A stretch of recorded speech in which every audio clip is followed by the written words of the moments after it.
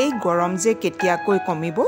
ৰাতিপুৱাই ওলোৱা ৰ'দটো দেখাৰ লগে লগে গৰমত গাটো এলাহ এলাহ ভাৱ হয় ৰাতিপুৱা বিছনাৰ পৰা উঠি ফ্ৰেছ হৈ ৰঙা চাহ কাপ লৈ চাদৰ ওপৰলৈ গ'লোঁ ওপৰত জকমককৈ ইমানবোৰ নয়নতৰা ফুলি থকা দেখি কি যে ভাল লাগিছে এই গছবোৰ এবাৰ ৰোৱাৰ পাছত পানী দিয়াৰ বাহিৰে ইমান যত্নও ল'ব নালাগে তথাপিও নিজে নিজে ইমান ধুনীয়াকৈ ফুলবোৰ ফুলি থাকে ৰ'দটো এতিয়াও ওলোৱা নাই সেয়ে বৰ শান্তিত ফুলবোৰ চাই চাই চাহকাপ শেষ কৰিলোঁ তললৈ আহি দেখিলোঁ ছোৱালীও পঢ়াৰ টেবুলত বহিলে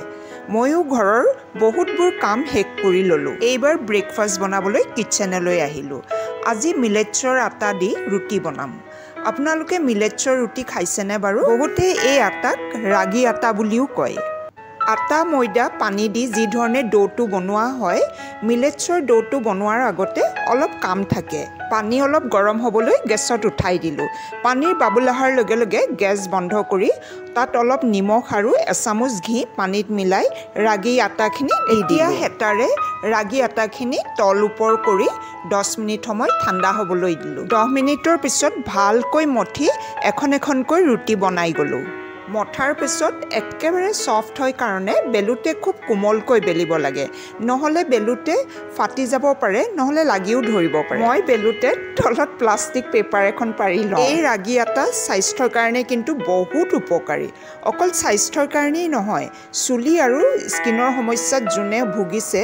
এই ৰাগী আটাই বহুত কামত দিয়ে hair mask face pack face scrubber বনাই বহুতে ভাল ফল পাইছোঁ বুলিও কয় আজিকালি প্ৰায় দোকানত ৰাগী আটা ৰাখেই মোৰ ৰুটি আৰু ঘুগনিখিনি বনাই হৈ গ'ল 8টা বজাৰ লগে লগে টেবুলত প্লেট লগাই দিলোঁ 10টা বজাত হাজবেণ্ড আৰু মই ওলাই যাম আমাৰে ৰিলেটিভ হস্পিটেলত ভৰ্তি হৈ আছে তাকে দেখা কৰি আহোঁগে গৰম গৰম ৰুটি প্লেটত উলিয়াই গৰু ঘিউ ৰুটিৰ ওপৰত ঢালি দিলোঁ গৰু ঘি দি ৰুটিকেইখন খাবলৈ আৰু টেষ্টি লাগে লগতে অলপ ক্ৰীমো দিলোঁ লুচিতকৈ শুকান ৰুটি খাবলৈ ভাল পায় হাজবেণ্ডে কিন্তু ৰুটি খাই ইমান ভাল নাপায় খাওঁতে ৰুটিকেইখন খাব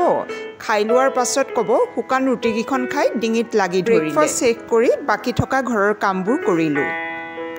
ছোৱালীৰো ছামাৰ ভেকেশ্যন চলি আছে গতিকে এইকেইদিন শান্তিত আছোঁ নহ'লে ৰাতিপুৱা উঠিয়ে লৰালৰিকে তাইক খোৱা আৰু টিফিনত ব্যস্ত হ'ব লাগে কাম শেষ কৰি এবাৰ মই গা ধুই ওলাই ল'লোঁ 10টা বজাত গাড়ী অহাত হাজবেণ্ড আৰু মই হস্পিটেললৈ বুলি ওলাই গ'লোঁ